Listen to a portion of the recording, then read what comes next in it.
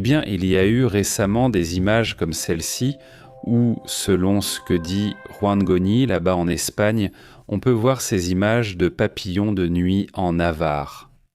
Que se passe-t-il là-bas en Espagne ? Il y a donc plein de papillons de nuit qui seraient en train d'envahir certaines régions, certaines maisons.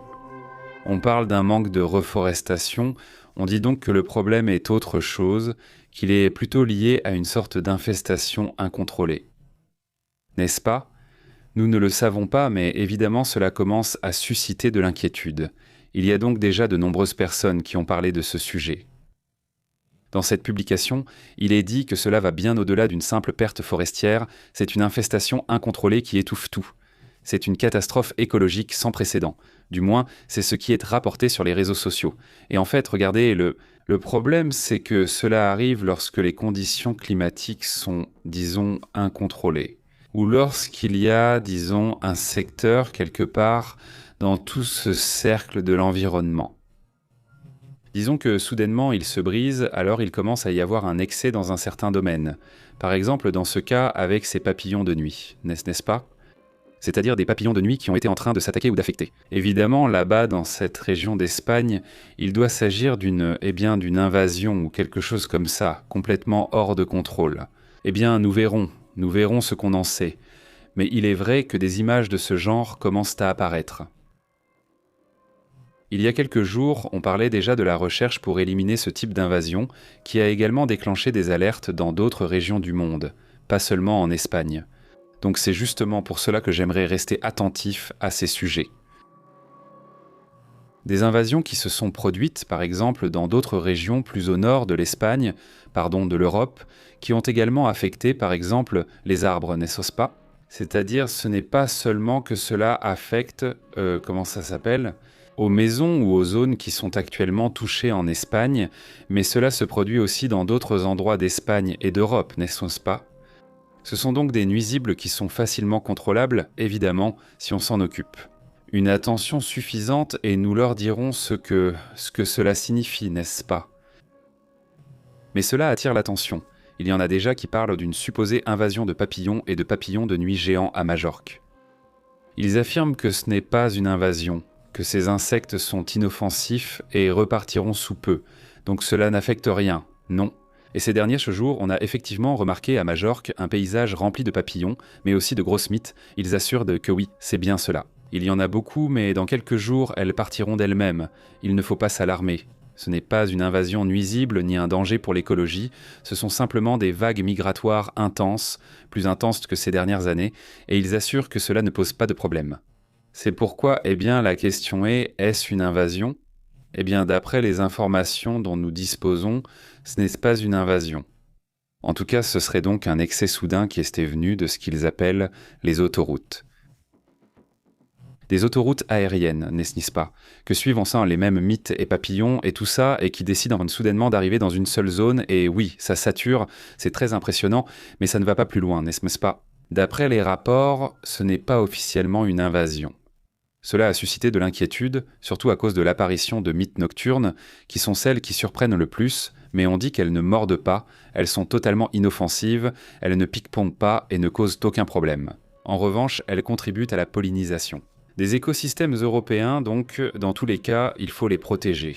Parce qu'elles pollinisent, elles aident à polliniser les écosystèmes. Les pays européens dépendent de ces mythes. Pour que tout cela, s'améliore, tout ce qui concerne la diversité des plantes et tout ça, non ? Donc, elles pollinisent essentiellement, non ? Donc voilà, c'est de ça qu'il s'agit. Sûrement, nous allons voir beaucoup de vidéos comme celle-ci sur les excès, sur les mythes et les papillons, mais bon, ça ne va pas plus loin que ça. Maintenant, passons aussi à d'autres sujets importants.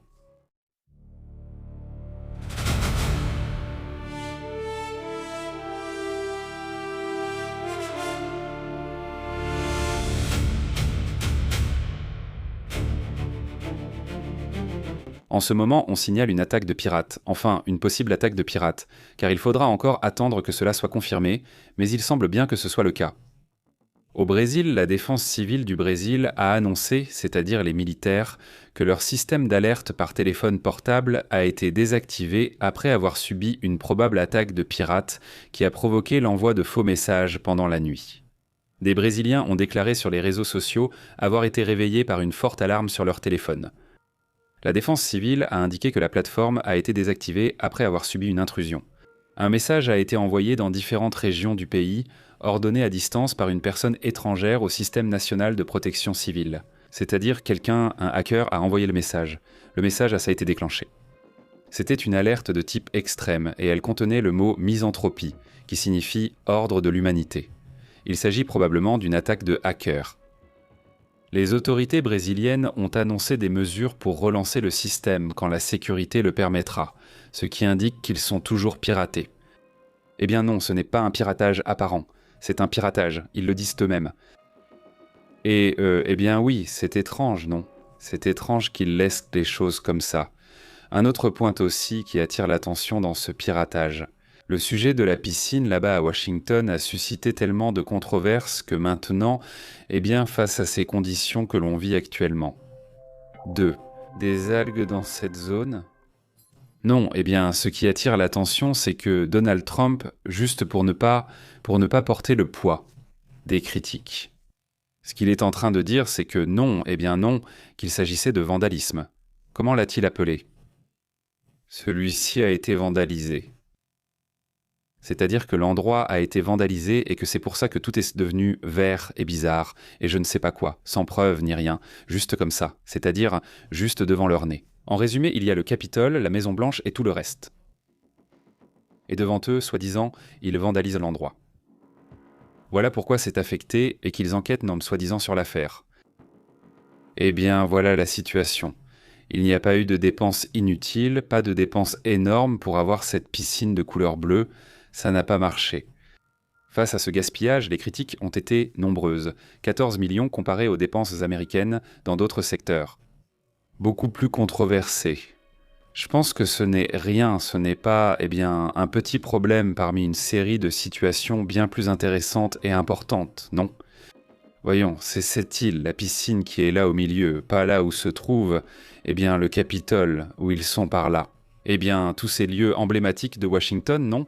Ce monument d'Abraham Lincoln et toutes ces situations, n'est-ce pas? Alors bon, voyons ce qui se passe, voyons comment ils vont résoudre cette situation.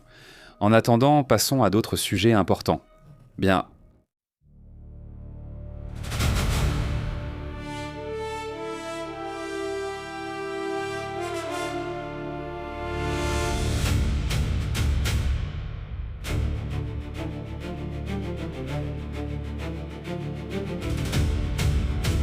Écoutez, Avi Loev sort et réagit à ce que sera le nouveau conseil pour Washington sur la question des UAPS, sur la question des ovnis. Oui, c'est-à-dire Avi Loev avait déjà indiqué et, eh bien, il avait commenté qu'il allait en faire partie. En fait, apparemment, il va être le directeur de ce conseil.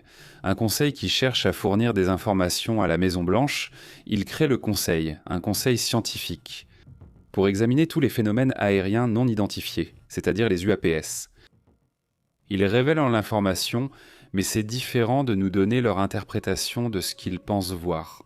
C'est-à-dire, les objets sont là, maintenant on peut parler du sujet officiellement, parce qu'avant ce n'était pas le cas, ça n'existait pas, non.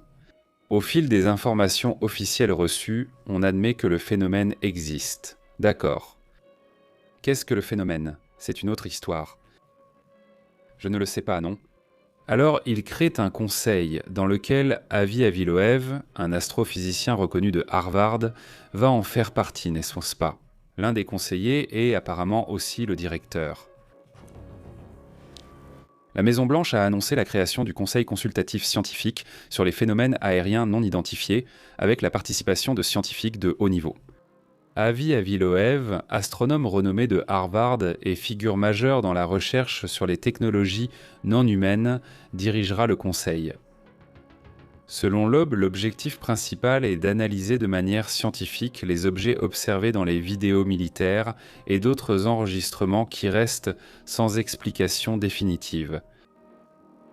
La nouveauté la plus importante est que l'accord avec l'Aube comporte une disposition qui, selon eux, serait inédite de la part du gouvernement des États-Unis pour collaborer avec des scientifiques externes et partager des informations entre eux.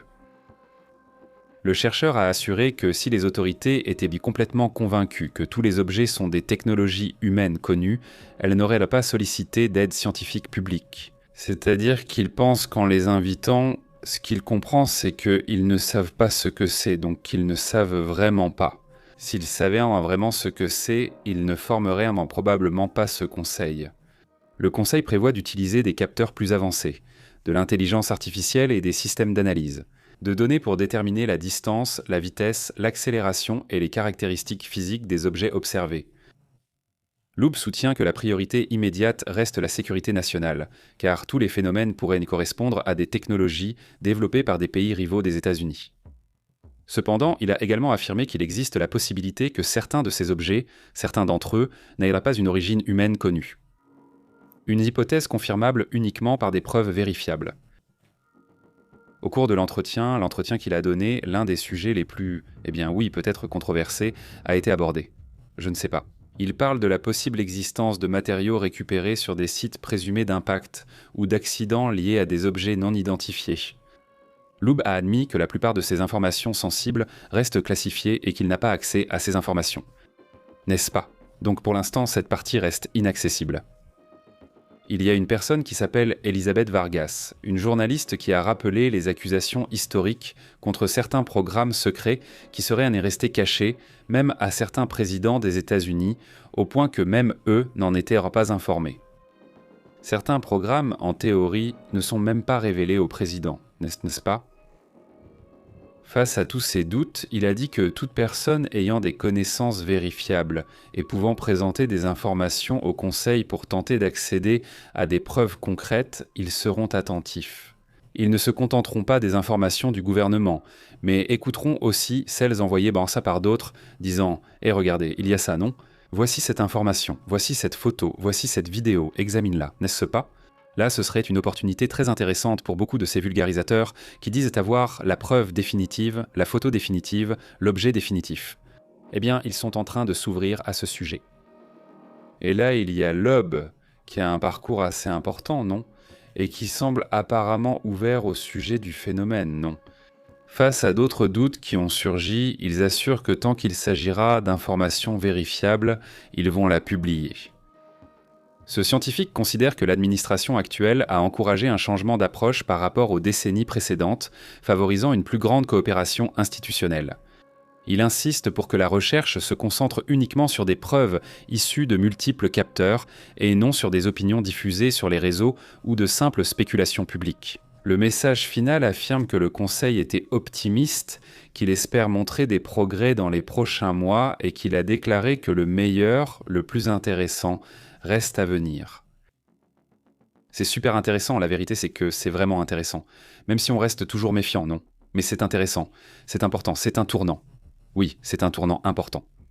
C'est la première fois qu'une structure scientifique indépendante bénéficie d'un soutien. Disons maintenant, de la Maison-Blanche à Washington. Bon, maintenant, oui. Alors, s'ils vont le limiter, je ne sais pas, on verra, mais en tout cas, c'est intéressant. Eh bien, voyons ce qui en ressort, non? La divulgation devrait se poursuivre et nous resterons attentifs à ce qui pourrait arriver sur ce sujet ou d'autres, non? Mais bon. Passons donc à d'autres points, d'autres sujets également importants.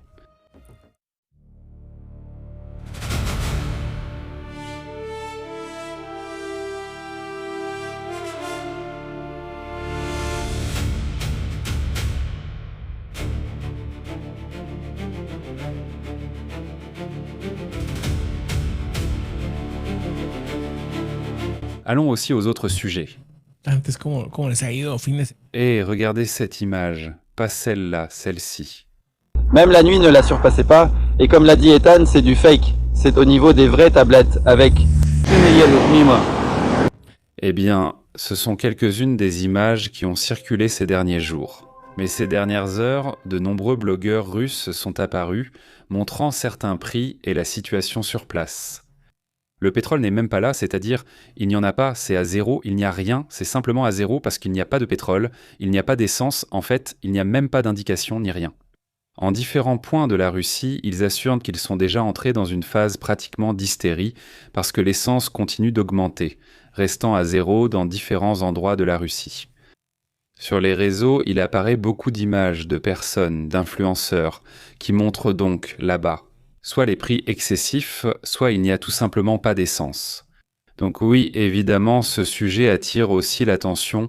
Il montre certains effets et certaines attaques qui continuent d'avoir lieu à certains endroits en Russie. Ils assurent qu'une attaque à longue distance aurait été menée contre une raffinerie de pétrole à Tyumen, à l'ouest. Déjà, c'est pratiquement en Sibérie, c'est à environ 2000 km de la frontière avec l'Ukraine. Ce n'est plus surprenant non plus, car il est désormais très courant que des attaques aient lieu à ce niveau, mais cela reste tout de même intéressant. Voici la carte à peu près, voyons si on peut la mettre par ici. C'est la carte, voilà, c'est l'eau. Donc la carte. La distance est impressionnante, n'est-ce pas ? C'est-à-dire, c'est comme ça que ça se passe, pas autrement, le sujet est comme ça dans ce sens, donc il se lance des attaques. La distance est énorme, la distance qu'il parcourt pour attaquer est énorme. Ce n'est pas ce genre d'endroit, ce n'est pas ce type d'endroit. Eh bien, voilà la situation. Et Ouma produit à peu près 9 millions de tonnes de brut par an, c'est-à-dire ce sont effectivement des coups durs dans ce sens-là, dans le sens, disons, énergétique, n'est-ce pas ? Voilà notre point sur ce sujet. Passons à d'autres questions importantes.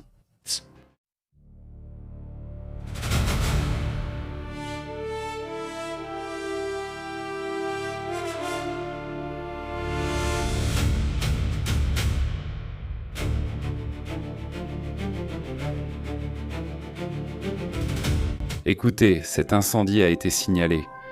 Cela s'est produit, selon ce que dit la garde civile espagnole, cela s'est passé en Navarre, n'est-ce pas ?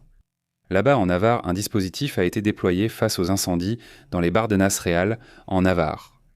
La garde civile a détecté une colonne de fumée à proximité du réservoir du Ferial, lançant ainsi, comme ils le disent là-bas, le dispositif conjoint de moyens aériens et terrestres pour parvenir à le stabiliser. Ceci a été publié par la garde elle-même. De quoi ? La garde civile en Navarre, qui a publié ce commentaire et ces images, eh bien, c'est vrai que c'est surprenant, non ? Celui-ci, c'est vraiment incroyable cette affaire. Et bon, ici nous continuerons à mettre à jour tout ce qui viendra dans ce sens aussi, n'est-ce pas ? Aussi, eh bien, il y a ce message qui attire mon attention de ce même J.D. Vance. Écoutez ceci. Tu peux débuter les deuxièmes petites conversations avec les Iraniens, Pakistanais et Qataris. Nous comprenons que les Iraniens viennent d'atterrir tout comme les Qataris et les Pakistanais, et certains de nos négociateurs techniques sont encore sur le terrain. Mais écoutez, nous aurons quelques jours de discussion pour essayer de lancer cela de la bonne manière. Il y a beaucoup de choses à discuter, mais nous allons tout aborder. Monsieur, les combats au Liban semblent être une menace qui pourrait faire échouer tout le processus. Que feront les États-Unis? Marco et l'équipe gèrent ce qui se passe au Liban malgré les gros titres, les choses s'améliorent là-bas, les choses se sont un peu dégradées. Ça va être quelque chose que nous devrons continuer à gérer en permanence pour nous assurer que, vous savez, à la fois Israël et le Liban soient en sécurité et protégés. C'est fondamentalement l'objectif de tout cela. Nous voulons que toute la région soit sûre et protégée. Le grand problème, c'est que quelqu'un tire et ensuite quelqu'un répond. Et cela crée une sorte de cercle vicieux où il faut simplement arrêter assez longtemps pour que les cartes de paix tiennent. C'est ce que nous allons essayer de faire. Les gens observent, mais la situation s'est améliorée. Pasteur, pourriez-vous nous en dire plus précisément sur votre agenda et ce que vous faites? Qu'est-ce qui rendrait ce voyage réussi pour chacun de vous? Qu'est-ce qui ferait de ce voyage un succès pour vous? Eh bien, je pense que l'essentiel est d'organiser tout correctement et de vraiment établir la structure de la bonne nouvelle. Donc, la façon dont nous allons faire cela, c'est que nous aurons un leadership politique principal au sommet. Et puis, évidemment, puisqu'il restera sur le terrain, c'est ce qui va. J'aimerais rester dans ce qui semble être un endroit magnifique. Je ne pourrais y être qu'1 ou 2 jours. Je pense qu'avec un peu de chance, nous allons progresser sur la question nucléaire et sur la question de l'incendie au Liban. 2 points importants sur lesquels nous allons nous concentrer. Je suis certain que les Iraniens auront aussi des sujets concernant mon pays. À tout de suite. Merci. Eh bien, voilà le message que J.D. Vance donne avant son voyage en Suisse pour parler avec les Iraniens lors d'une supposée réunion où, apparemment, aucun accord ne sera même signé, mais où certains points seront discutés et convenus. J'imagine qu'ils évaluent aussi ce qui va se passer avec Israël. Parce que si Israël insiste sur la question du Liban, il a été possible qu'il n'y ait pas beaucoup de négociations, n'est-ce pas ? C'est-à-dire, ça pourrait aussi être le cas, mais c'est possible. Il faudra attendre un peu plus de détails. Mais oui, c'est intéressant. Maintenant, il y a des tensions dans le détroit d'Ormuz et la même garde révolutionnaire a envoyé des messages aux navires qui passeront par là. Par Ormuz, il y a un enregistrement audio que nous avons déjà doublé. C'est un enregistrement audio qui était évidemment en persan, mais nous l'avons déjà doublé pour entendre ce qui se dit dans ce genre d'endroit. Écoutez cet enregistrement audio. Attention à tous les navires! Attention à tous les navires! Attention à tous les navires! Ici la 4e flotte, garde révolutionnaire islamique d'Iran, 4e flotte. En raison des crimes de Sayyad Banham et de la violation de l'engagement des États-Unis concernant le cessez-le-feu, le détroit d'Ormuz est à nouveau fermé à tous les navires. Il est souligné que le détroit d'Ormuz est fermé. Il est ordonné à tous les navires de ne pas s'approcher du détroit. Au revoir. Il dit au revoir, c'est-à-dire c'est ce que les navires de la zone d'Ormuz entendaient à la radio. C'est-à-dire les gens qui sont ici et qui veulent traverser. Et c'est le signal radio que les Iraniens envoient vers le golfe Persique en disant que le détroit d'Ormuz est fermé. Il est fermé et l'affaire réglée. Pourquoi ? À cause de ce qui se passe au Liban où ils continuent de s'affronter violemment. Le problème persiste. Eh bien, il faut aussi en tenir compte. Face à ce conflit, n'est-ce pas, qui ne semble pas encore vouloir s'arrêter, non ? Nous en avions déjà parlé il y a 2 émissions. Le détroit d'Ormuz était fermé, maintenant l'audio est disponible et les réactions commencent à apparaître. Mais quoi qu'il en soit, J.D. Vance se dirige vers les États-Unis, et ils vont maintenir ce qu'ils appellent des discussions techniques. Demain dimanche, des discussions techniques auront lieu en Suisse. Le vice-président américain J.D. Vance sera là avec Jared Kushner. Il sera là avec Steve Witkoff. Je comprends qu'ils arrivent déjà à partir de demain. Nous allons voir, mais ils sont censés arriver dès demain, et qu'ils seront là-bas pour mener des discussions qui, selon eux, porteront sur des aspects techniques concernant la manière dont ils vont mettre en œuvre l'accord. Et ainsi, avancer sur ces sujets, n'est-ce pas ? Donald Trump dit qu'il ne va pas donner ces millions qu'ils ont dit qu'ils allaient donner. Mais, c'est ce qu'il dit, n'est-ce pas ?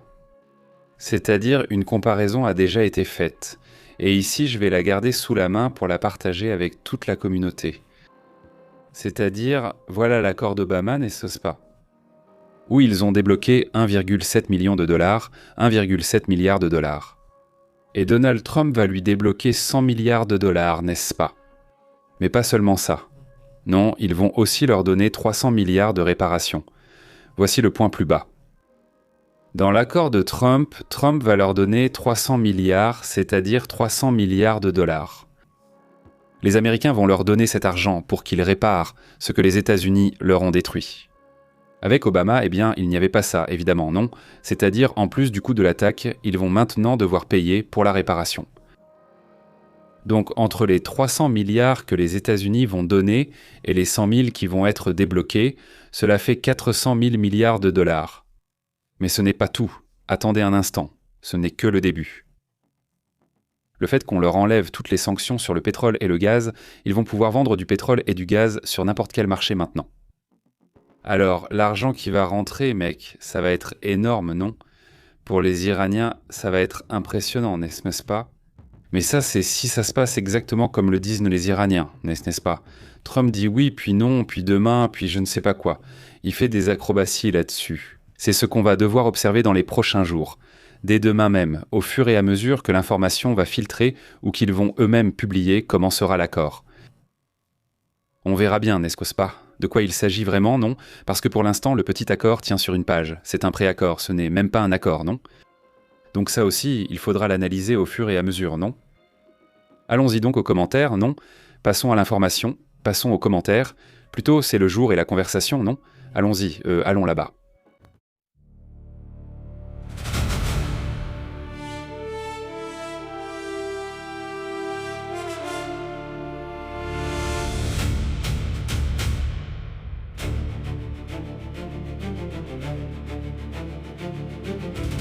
Comment ça va pour vous? Bon week-end. Merci beaucoup de nous accompagner. Le lycée, quoi de neuf? Oignon, très bien. La magique lune. Juan, comment tu vas? Enfin, toute la communauté qui arrive. Merci beaucoup de nous accompagner. Merci de partager. Si vous ne l'avez pas fait, partagez, d'accord? Maintenant, partagez vraiment la vidéo. C'est super important de partager. Aidez-moi en partageant la vidéo. Et, eh bien, on sera là pour vous donner les infos sur l'actualité internationale en direct, n'est-ce pas? Aidez-moi juste avec ça. C'est tout ce que je vous demande. Partagez la vidéo sur vos réseaux, sur WhatsApp avec vos amis, sur Facebook, sur Twitter. Aidez-nous en partageant, c'est super important. Et surtout en ces temps-ci, n'est-ce pas, où il y a beaucoup de groupes intéressés à manipuler l'information, même des pays. Alors, si vous nous aidez en partageant, eh bien, au moins que cette voix, ces voix, parce que vous aussi, vous avez une voix ici. Et j'insiste, envoyez-nous vos messages audio. Envoyez-nous aussi vos commentaires afin qu'ils aient une grande visibilité dans le monde hispanophone, n'est-ce pas? Merci beaucoup. Comment vas-tu, Angelo? Salutations en Italie. Tout va bien là-bas? Comment as-tu perçu Giorgia Meloni et sa discussion avec Trump? Emma Andrade, comment vas-tu? Très bon après-midi. Salut, présente mais en train de travailler. Super. Bonne chance pour ton travail. Francisco Ars, comment vas-tu? Salutations. Pépé en vivo dit, super, salutations. Francisco Ars, comment vas-tu? La lune magique. L'Allemagne perdait à ce moment, vous avez vu? Moi, je l'ai juste entendu comme ça, mais je n'ai encore rien vu. 2-1 pour l'Allemagne. Ils mènent après avoir renversé la situation alors que la Côte d'Ivoire dominait. Pour vous, le match est déjà fini. Imaginez, c'est-à-dire qu'à un moment donné, les Allemands étaient en train de perdre. Ça aurait été incroyable, enfin, parce que ça va un peu à l'encontre de la logique, non? Apparemment. Mais les Pays-Bas ont aussi battu la Suède 5-1. Quoi? Il paraît qu'il y a une histoire comme quoi, tu vois. Un super ordinateur dit que les Pays-Bas vont gagner la Coupe du Monde. Eh bien, tu vois, ils ont commencé très fort. Bon, je ne sais pas si c'est le deuxième match ou le premier match. C'est le deuxième, non? Ça doit être ça. Mais oui, quelle raclée, n'est-ce pas? Eh bien, demain, il faudra aussi faire attention au match d'Espagne contre l'Arabie Saoudite, celui de l'Uruguay contre le Cap-Vert. On va voir comment ça se passe pour le Cap-Vert.